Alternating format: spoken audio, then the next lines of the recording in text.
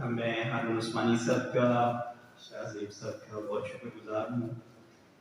उन्होंने जो यहाँ पर बुक क्लब शुरू किया, मेरे ख्याल है कि ये वो एक्टिविटी है जो हर यूनिवर्सिटी के अंदर होनी चाहिए और शायद यूनिवर्सिटीज़ अपनी इसी तरह की सरगर्मियों की वजह से पहचानी जाती हैं। क्लासरूम के साथ साथ ये बहुत ज़रूरी है कि हम इनफॉर्मल गैर रस्मी जो तालीम है उसमें भी स्टूडेंट्स को एंगेज कर सकें। निज़ामी साहब की इल्मी गुफ्तगू के बाद कुछ कहना मेरे लिए बहुत मुश्किल है और एक और मुश्किल ये है कि उस्ताद ख्वाजा ज़िक्रिया साहब भी तशरीफ रखते हैं, तो लेकिन मैं पिछले मामले के साथ, पिछली गुफ्तगू के साथ अगर अपनी बात को कनेक्ट करूं तो अकबर अल्लाहाबादी ने कहा था, हम ऐसी कुल किताबें काबिले ज़ब्ती समझते हैं कि जिनको पढ़कर लड़के बाप को खत्ती समझते हैं। If in that couplet, Bab does not signify just the real father, but also the colonial master. And Ladke means the natives. I think the book which I am going to talk about will be banned in colonial India because it problematizes the colonial past, the colonial construction of medieval past, and that is why Manan Asif's work is really very significant. It is the book which I would say that should be read by every student and teacher who is interested in medieval India or in his or her own past. Francis Bacon had categorized books in one of his most famous statements. Some books are to be tasted, others to be swallowed, and some few to be chewed and digested. And I think that this book of Manan Asif should be placed in the last category, that we should not just chew it but also try to digest it. Now, before I introduce the book and what talks about, who is Manan Asif, the author of the book? Because every book is ultimately the creation of that author. Manan Ahmed Asif teaches in University of Columbia. He is associate professor there. He did his PhD from Chicago University, and as we know that Chicago University is famous for working on the intellectual history. Intellectual history means that as a student of history, I can divide history into two main parts, one related to events. So generally what we study is the history of the events in 1947, that thing happened, and the other, that is the ideas. Now, intellectual history focuses on the ideas and how these ideas, they have developed, they have come from the past, and how they have influenced the future ideas. So these ideas, or the history of ideas, we call it as intellectual history. And Manan Ahmed Asif's main area is intellectual history, particularly philosophy of history and historiography. His PhD thesis was on Shechnama, which we know is the main text on the basis of which we study the Arab invasion of India. So he worked in 2016, that PhD thesis was published as a book of conquest, and it challenged some of the dominant narratives which were there in medieval India. One of the narrative was that this book had originally been written in Arabic in the 8th century, that is, it is a bit contemporary of Muhammad bin Qasim's invasion. Manan Asif challenged it and proved it that it is a 13th century text, and it, in a way, just to give it a more weight, it has been stated that it belongs to the 8th century, otherwise it is a 13th century text. And it was written originally in Persian, though the author claims that it is a translation of the Arabic text. So in that way, it challenged some of the dominant narratives which were related to Chachnama, and it was a major contribution. In 2020, his second book, which I am talking about, The Loss of Hindustan, The Invention of India, was published by Harvard University Press, and now it has recently been made available in Pakistan by Folio Books, and it is available in paperback.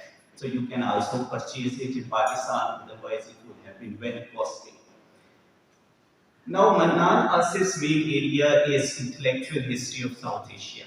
And this book, which I am referring to, which I am talking about, makes us conscious of one of the main facts about history, that the terms which we use, whether it is Hindustan or whether it is India, these terms are really very significant.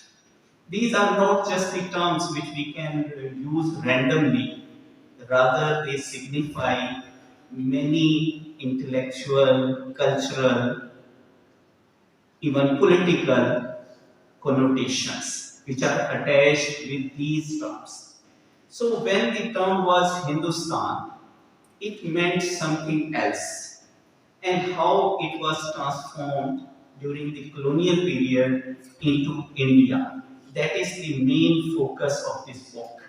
That what we have lost when we changed, or we had made to change, we were compelled to change it from Hindustan to India, what we have lost, and how the West or Europe or the colonial powers, they invented this term India and deprived us of our pre-colonial past.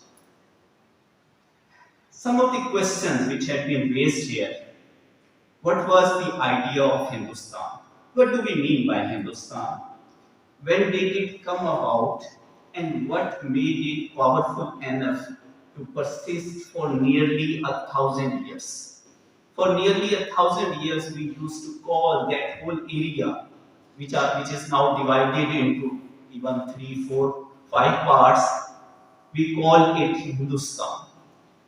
What role did it play in organizing ideas of place, of history, of community? So that was not just one term, it meant that how we conceived the place, how we conceived its past history, and how we conceived the people who were living in that area. So these are some of the questions, and these are very significant grand questions, meta questions which he had raised. He thinks that by forgetting Hindustan and by replacing it with India, we have in a way indulged into political forgetting. That is a kind of a thing which is that forgetfulness is a part of history, and that amnesia results in many ways in restricting our identity. Because he thinks that colonization refuses the colonized access to their past. The colonial power does not allow the natives to interact, to know about their distant past. So that becomes problematic. He starts with the end of Hindustan. In 1904, Allama Muhammad Iqbal recited a poem in a gathering And we all know about that poem, Sare Jahan Se Acha Hindustan Hamara.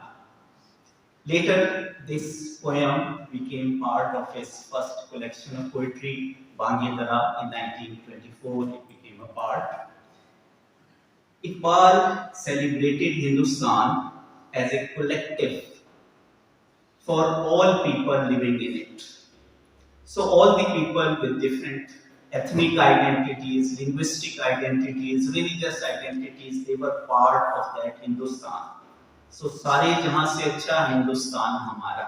So हमारा हिंदुस्तान ये हम सब का हिंदुस्तान सबसे अच्छा है.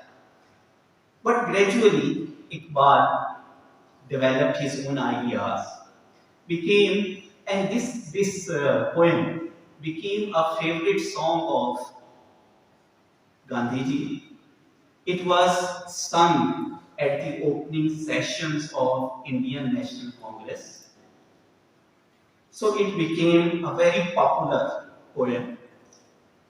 But in 1924, another poem was included in Bangedara, and it was Chino Arab Hamara, Hindustan Hamara, Muslim hai hum, Watan hai sara jahan hamara.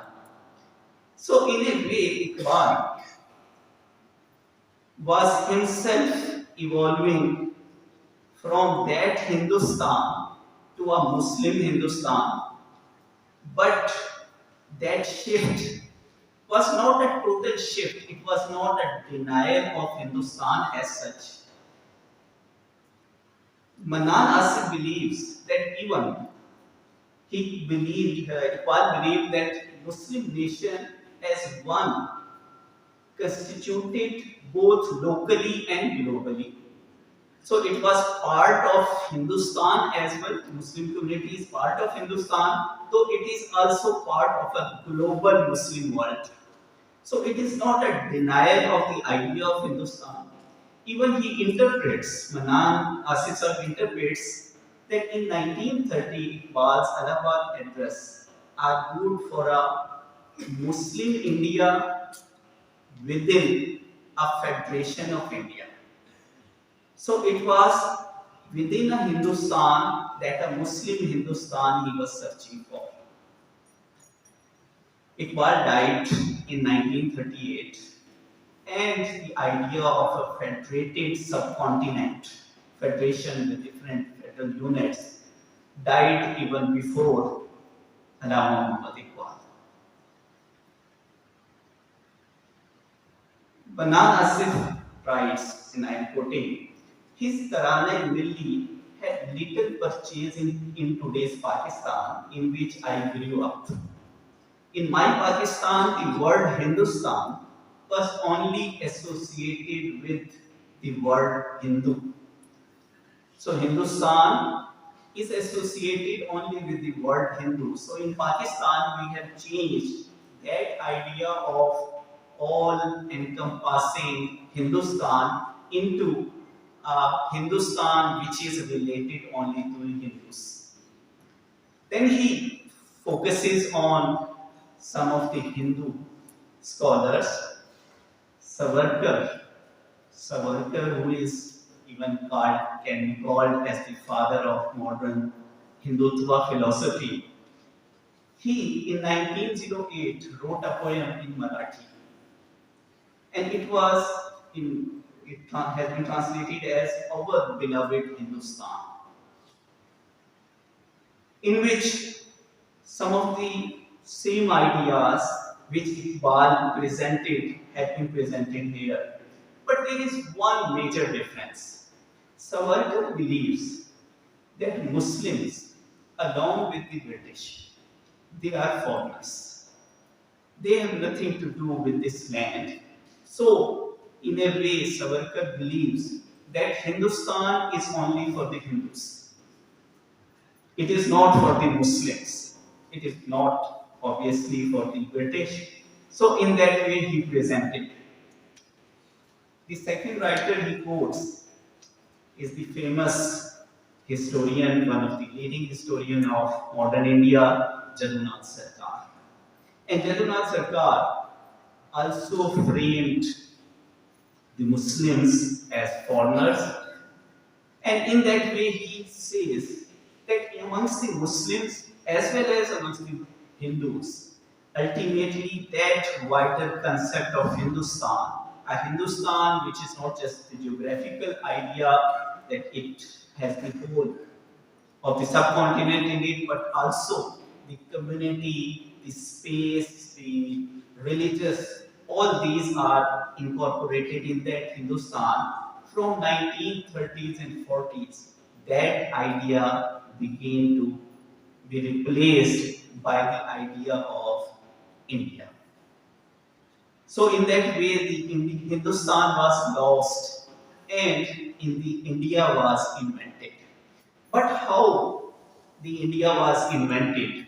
He believes that it was invented through the epistemic effort of the colonizers. The British colonizers, they ultimately focused on the history, knowledge of India, and the Orientalists during the 18th century, 19th century, and he used a very provocative term, soldier scribes. These soldier scribes of the colonial state, they wrote about the Indian past and they formulated the three motives. First, Indian past dates back to 5,000 years. So Indian history is 5,000 years old. Second, before the Muslim came to India, there was a golden age. So the Ashokan period can be called as the golden age of India. And the third, when the Muslim came, they came as invaders. They came with the sword of Islam in their hands, and they were tribal barbarians.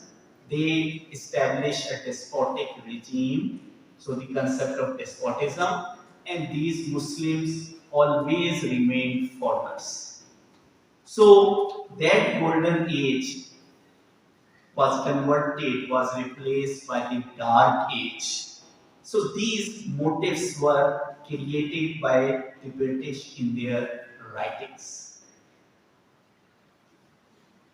He thinks that one of the major texts which the colonial writers discovered, that was the text of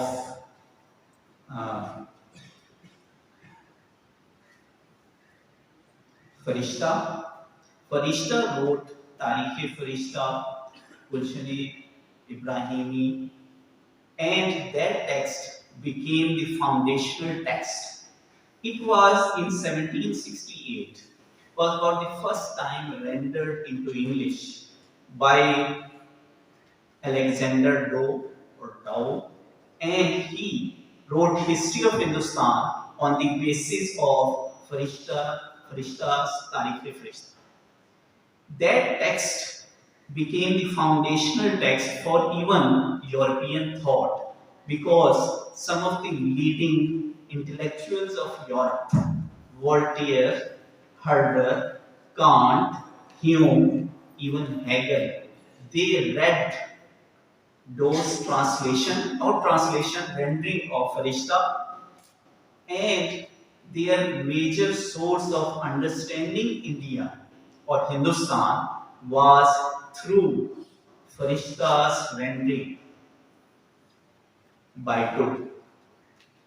Manan says that I visited these different intellectuals and the museums which had been established there, and I was curious to know that what they read about India in order to write, in order to place India in their own narratives. And he found that those what history of India, in this history of Hindustan, was there in their libraries, and they had very seriously wrote some notes on these manuscripts. So in that way, he has argued that the development of European history and historical thought, philosophy of history, and the writing of universal histories, which started from 18th, 19th century in Europe, it has much to do with Farishta's Tarikh, because they read Farishta's Tarikh, which was in itself a universal history, and inspired by them, by Farishta, they wrote their own accounts. So he thinks that in order to understand European thought, we need to understand what Farishta wrote about.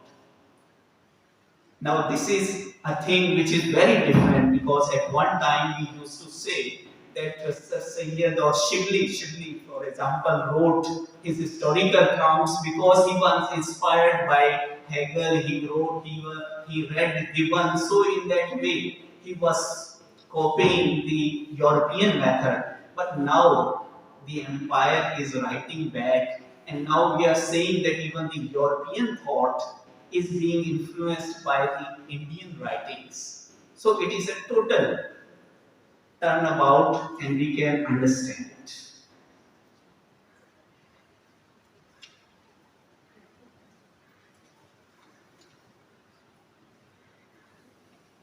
Basically, the argument which Manan Asif has given, that the Hindustan we conceive, and he has followed a very a different kind of a method of explaining his point of view, and it can be called as the regressive method. That is, that he starts from the present and then moves back in time to the past. So in every chapter which is related to history, which is related to people, which is related to places, first he gives what the colonial writers, and even after the colonial writers, the modern writers have written about it. Then he writes about what Farishta has written about that place, and thirdly, what are the sources of Farishta? Because Farishta was using some of the earlier histories, some of the earlier literary texts. So what they have written about it. So in that way, through that regressive method, he is pointing out that the Hindustan, which the colonial writers conceived to be divided into different ethnicities, religious and linguistic differences, earlier that Hindustan was more open, it was a place for all the communities. Even now we believe that the British constructed Hindustan as one unit. Earlier there was no political unity. But the text which has been given by Manan Ahmed Asif, Farishta, and even the earlier text, through these he has explained that the idea of Hindustan was there, even though there was no political unity, but idea of Hindustan was there. For example, he has quoted Amir Khusro. Amir Khusro in his writings, I think in Nosu Peher, he has particularly pointed out that how India is superior, or I'm still using that colonial term, India, Hindustan is superior to all other lands. We know that he was a very religious, he was a Sufi himself, a practicing Sufi, but still he believed that Hindustan is the best country. The fruits, the animals, the plants, even these are superior to all other lands. So in that way, Manan Asif points out that the idea of Hindustan was there, even though there was no political unity. So that construction, which we have acquired from the colonial writers, that India, the British India, is the construction of the British. That unity is the construction of the British, and there was no unity earlier. It has been challenged by Manan Ahmed Asif through the text of Farishta and even the earlier writers. Another thing which is very significant, I think that Manan Asif has been influenced by Edward Said's work, Orientalism. At one place, he has used a term that is the contrapuntal reading. Contrapuntal reading is a term which was for the first time used by Edward Said, and he used it, he employed it from his knowledge of music. From music, he used that term in his writing, and it means that two texts can be studied comparatively. By comparing the two texts, we can understand that how a writer is conveying a certain meanings. So the subjectivities we can identify when we compare the two texts, and Edward Said has called it contrapuntal reading, and Manan Ahmed Asif also uses that contrapuntal reading, also the discourse analysis method in order to understand different texts. So in that way, we can say that this work is really very significant. Manan Asif, I think, knows 7 languages, and he has used Persian, Arabic, French, and German sources in order to write his work. Its bibliography, its sources, these are so comprehensive that a person like me is really very much astounded by the scholarship which it has produced. So I think it is a book which should be read by everybody. Thank you.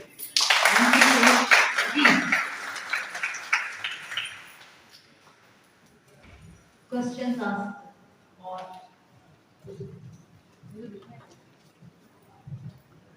बहुत बहुत शुक्रिया किताब से मुतारिफ करवाने का और एक मुश्किल चीज़ को आसान अल्फाज में बयान करने का कि जब ये कभी हिंदुस्तान की बात आती है तो फिर पाकिस्तानी बिल्कुल इस तरह सोचता है कि ये हिंदुओं की बात है। क्वेश्चन ये था, इस किताब से डायरेक्ट तो नहीं है लेकिन आप हिस्ट्री से रिलेटेड हैं, तो ये जो एक माइंड सेट डेवलप हुआ है जिसमें हिंदुस्तान और हिंदू और अपने आप को हड़प्पा से भी काट लेना, मोहनजोदड़ो से भी काट लेना, इसके ऊपर जो डिस्कोर्सेस या जो टेक्स्ट पाकिस्तान में डेवलप हो रहा है उसके हवाले से कोई रहनुमाई हो सके, हो भी रहा है या अभी तक वही चल रहा है जो कुलीन मास्टर से सेट कर दिए हैं, तो बहुत अच्छा हो जाएगा। सर, इसमें एक बात तो ये है कि शायद 1947 के बाद हमारे यहाँ शायद 1950 में पहली टेक्स्ट लिखी गई, पहली एक टेक्स्ट बुक डेवलप हुई जिसमें बहुत सारे जो प्रोमिनेंट हिस्टोरियन थे, उसमें आईएच कुरैशी हैं, उसके अंदर शेख अब्दुल रशीद साहब थे, उसके अंदर डॉक्टर महमूद हुसैन है, डॉक्टर महमूद हुसैन शायद उसके एडिटर थे। तो उसके अंदर पहली दफ़ा जो है ना ये कोशिश की गई, इसलिए कि पाकिस्तान बनने के बाद सबसे पहला जो इशू शायद हिस्टोरियन के सामने था वो ये था कि हम अपनी जो क्रिएशन ऑफ पाकिस्तान है, पाकिस्तान का जो क़याम है, इसको तारीखी तौर पर किस तरह साबित करें। ये पाकिस्तान हम जानते हैं कि उस इंडिया के मुकाबले में बिल्कुल एक नया तस्वुर और एक नई टर्म थी जिसको लोगों तक पहुंचाने के लिए हमें तारीख से मदद की जरूरत थी। इसके अंदर जाहिर चूंकि मुस्लिम नेशनलिज्म के उस तस्वुर के तहत पाकिस्तान बना था, उसकी बहुत तरीके से की जा सकती है कि उसका मतलब क्या है, लेकिन 1930s और 40s के बाद जो सेपरेटिज्म की तरफ हम गए, उसके नतीजे में पाकिस्तान वजूद में आया और उसकी शनाख्त की जो अलामत थी वो मुस्लिम इस्लाम या मुस्लिम होना था। तो इस हवाले से जाहिर उसी उन्हीं जड़ों की तलाश करना बहुत जरूरी था। जैसे हम ये भी देखते हैं कि बहुत सारे जो इंटेलेक्चुअल्स थे वो इस आइडिए और खासतौर पे जो अदीब शायर हजरात थे, चाहे फैज़ फैज़ हैं, चाहे वो और लोग हैं, वो इस आइडिए और मुस्लिम नेशनल मुस्लिम सेपरेटिज्म के इस बुनियादी तस्वुर को शायद उस तरह नहीं मान रहे थे। इसी वजह से जब इंतजार हुसैन साहब से पूछा गया, उनसे कहा गया कि आप जो है ना वो अपने क्लेम क्यों नहीं दाखिल करते, तो उनका जवाब बहुत ही अलामती है, तो हमें बहुत सारी चीज़ें भी समझाता है कि उन्होंने कहा कि मैं ताजमहल का क्लेम कैसे दाखिल करूँ। तो वाकई हम ताजमहल तो वहाँ छोड़ आए थे जो हमारी शायद तहजीब और सकाफत की एक बहुत बड़ी अलामत थी। तो ये एक बहुत बड़ा इशू था जिसको हिस्टोरियन जो है ना वो सॉल्व करना चाहते थे या उसका कोई हल निकालना चाहते थे। उसका एक नतीजा ये निकला कि हमने जो हमारी ज़मीन से रिलेटेड बहुत सारी तारीख के अदवार थे उनको शुरू के अंदर हमने डिनाई किया। उसके अंदर हमने हड़प्पा और मोहनजोदाड़ो के हवाले से जो है ना ये राय बनाई कि हमें सिर्फ मुसलमानों की आमद से तारीख को शुरू करना चाहिए, अगरचे हम जानते हैं कि तारीख बहुत इस हवाले से डाइवर्स इल्म है कि उसकी इंटरप्रिटेशन वक्त के साथ साथ बदलती रहती है। It is an unending dialogue between the past and the present. तो उसका एक ना खत्म होने वाला सिलसिला है। जो ही प्रेजेंट के अंदर तब्दीली आएगी आप अपने माजी को भी समझने की एक मुख्तलिफ अंदाज में कोशिश करेंगे। तो ये इस वजह से, लेकिन अब मैं देख रहा हूँ, अब मैंने अभी रिसेंटली जो है ना वो जमशेद की जो है ना नॉवेल पढ़ा जो उन्होंने हड़प्पा के ऊपर लिखा है, और अब जो ताहिरा इकबाल साहिबा का नॉवेल एक नया आया है जो मैं अभी तक नहीं पढ़ सका। तो मुझे ये लगता है कि हमारे यहाँ जो इंटेलेक्चुअल्स हैं वो किसी हद तक उस ज़हनी हालत से बाहर निकल रहे हैं कि हमें यहाँ पर हमारी ज़मीन के ऊपर जो बहुत सारी तारीखी आसार हैं उनसे इनकार करना चाहिए। अब ज़्यादा से ज़्यादा उसकी एक्सेप्टेंस, उसके वजूद को तस्लीम किया जा रहा है। सर, आपने कहा था कि जो कॉलोनाइजर्स हैं वो कॉलोनाइजर्स यस सर, वो डिफरेंट सब्जेक्ट्स को यानी कॉलोनाइज करते थे, वीकर नेशंस को कॉलोनाइज करते थे, तो वो उनकी पॉलिटिकल इकोनॉमिक एक्सप्लॉयटेशन करते थे, उनका यही मकसद था। तो जिस तरह आपने कहा था कि वो जो कॉलोनाइज्ड हैं यानी सब्जेक्ट्स हैं, वो कॉलोनाइजर्स जो थे वो उनको उनके पास्ट के ऊपर जाने से रोकते थे।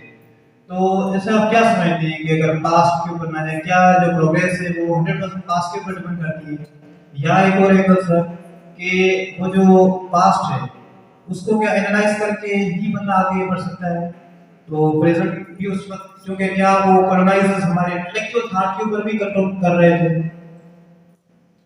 पहली बात तो ये है कि क्या पास्ट हमारे लिए, ये तो एक बुनियादी सवाल है कि क्या हमारे लिए माजी जरूरी भी है।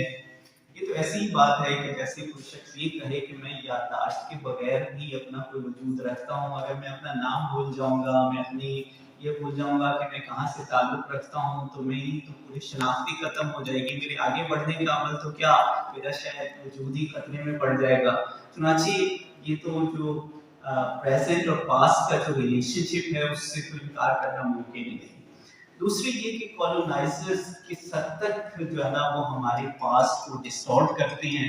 इसमें खास तौर पर फैनन ने बहुत सारी अच्छी बातें की हैं, और उसमें फैनन के हवाले से खास तौर पे उनकी किताब है रेसिटेड ऑफ द अर्थ, अगर वो देखें तो बुनियादी तौर पर ये जो कॉलोनाइजेशन का पूरा अमल है ये बिल्कुल ऐसे ही है कि जैसे हम किसी जानवर को डोमेस्टिकेट करते हैं, उसको पालतू बनाते हैं, उसके अंदर जो उसकी वो बेसिक इंस्टिंक्ट है, मतलब कुत्ते का बेसिक इंस्टिंक्ट है वो भौंकना और काटना है, लेकिन हम जब उसको डोमेस्टिकेट करते हैं तो हम उसकी ये इंस्टिंक्ट खत्म कर रहे होते हैं।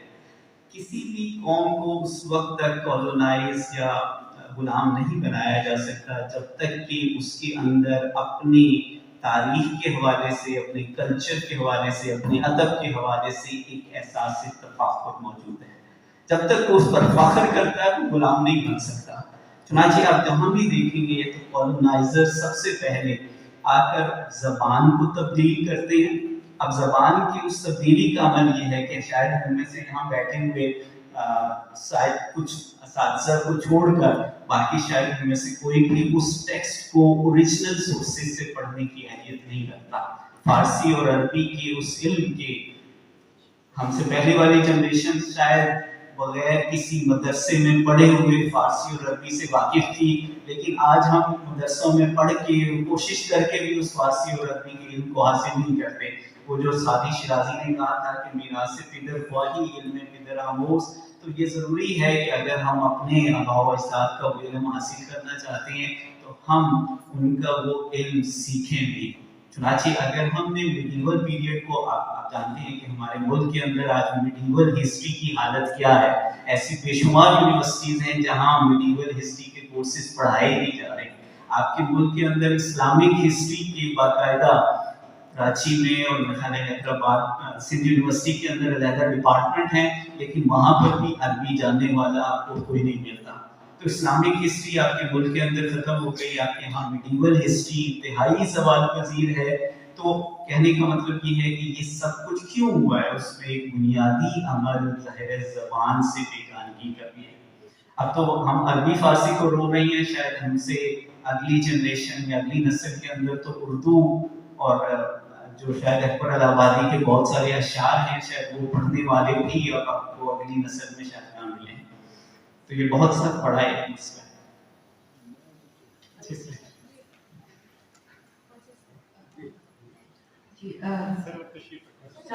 आमना लतीफ हिस्ट्री डिपार्टमेंट सर को पहले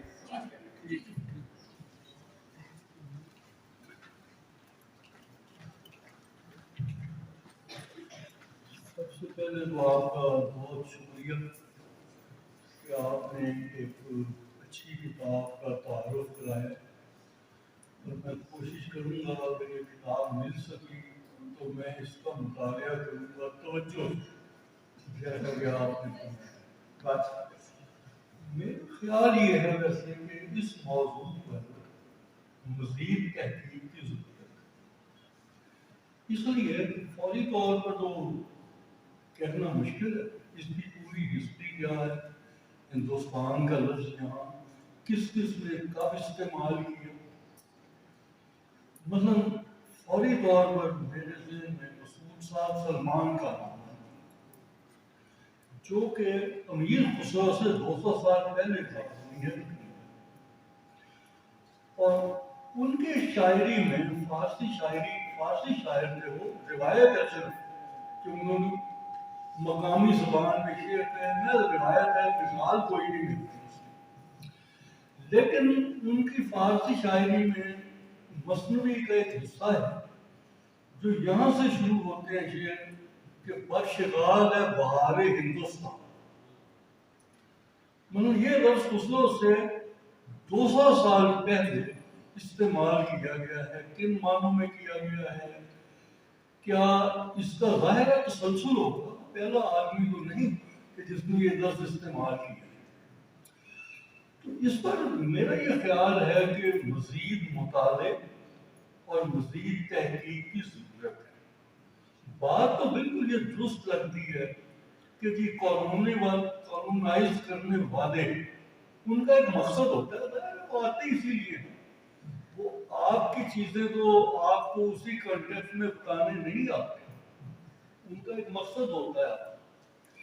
तो इस पर मेरा ये ख्याल है कि मज़ीद तहकीक अगर की जाए तो बात उनकी शायद दुरुस्त साबित होगी, क्योंकि हिंदुस्तान का और मतलब है, और सियासी तौर पर इंडिया वर्सेस पाकिस्तान या इंडिया वर्सेस हिंदुस्तान, इनकी टर्मिनोलॉजी और बन गई। पर मैं बहुत आपका शुक्रगुजार हूँ, इंशाअल्लाह मैं किताब पढ़ूंगा। हाँ, नवाजिश से।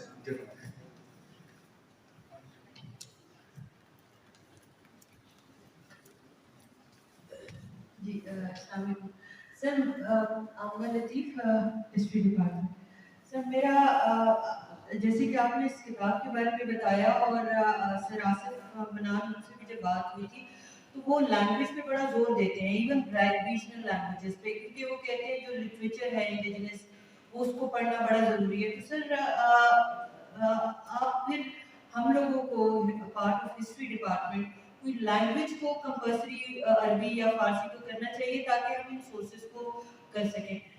तो एक तो ये, दूसरा सर सर आसिफ मनान ने हमें बताया कि proud alumni of Punjab university, उनका ताल्लुक पंजाब यूनिवर्सिटी से। तीसरा मेरा सर जिक्रिया, क्योंकि वो मौजूद हैं तो उनसे एक छोटा सा सवाल है कि सर ये जो अकबर इलाहाबादी, क्योंकि तारीख की स्टूडेंट की हैसियत से زمان و مکان ہمارے لیے اہم ہوتا ہے. تو اس وقت جب اکبر الہبادی کی شاعری تھی وہ بہت ایک اہم میسج دے رہے تھے, لیکن بعد میں کیا آپ نہیں سمجھتے کہ اس وقت جو سر سید کا میسج تھا وہ زیادہ اہم تھا, جو کہ اس وقت ریلیونٹ تھا. اکبر الہبادی آج بھی بہت ریلیونٹ ہیں, لیکن اس وقت کیا وہ زیادہ کنفیوژن نہیں کریٹ کر رہے تھے؟ بس اس پہ ذرا کین یو پلیز ٹاک اس تھینک یو.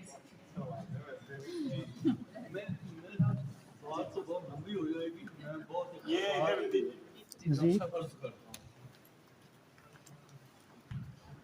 میرا نقطہ نظر یہ ہے کہ سر سید احمد خان اور اکبر الہبادی کے نقطہ نظر میں اتنے فرق کی ایک بڑی وجہ یہ ہے کہ اکبر ان کے مقابلے میں ایک دوسری نسل کا, یعنی کہ علی گڑھ سے جو پہلی نسل تعلیم حاصل کر کے نکلی, اس کے نتائج اکبر الہبادی اور ان لوگوں نے دیکھے جو سر سید سے 25-30 سال چھوٹے.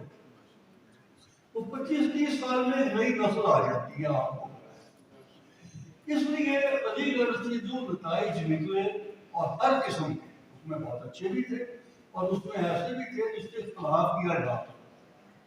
مثال کے طور پر اس نے مائنڈ سیٹ یہ بنایا علی گڑھ میں کہ نوکری سپیریئر چیز ہے اور باقی چیزیں انفیریئر ہے, اور یہ اتنا ہمارے ذہنوں پر چھا گیا کہ آپ اب تک دیکھتے ہیں کہ ریڈی لگانا ایک برا کام سمجھا جاتا ہے اور چپڑاسی بننا اچھا سمجھا جاتا ہے.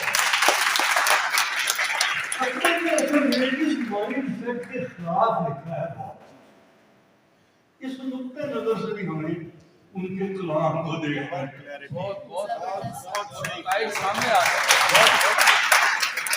اکبر الہبادی نے ایک شعر کہا تھا, ہمارے یہاں نوجوان بیٹھے ہوئے ہیں اور یہ سب لوگ میں بہت سارے لوگ سی ایس ایس کرنا چاہتے ہیں.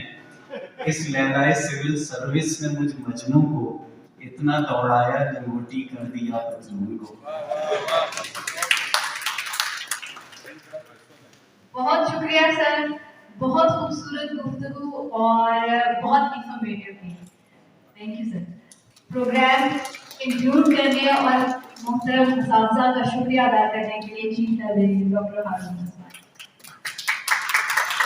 السلام علیکم.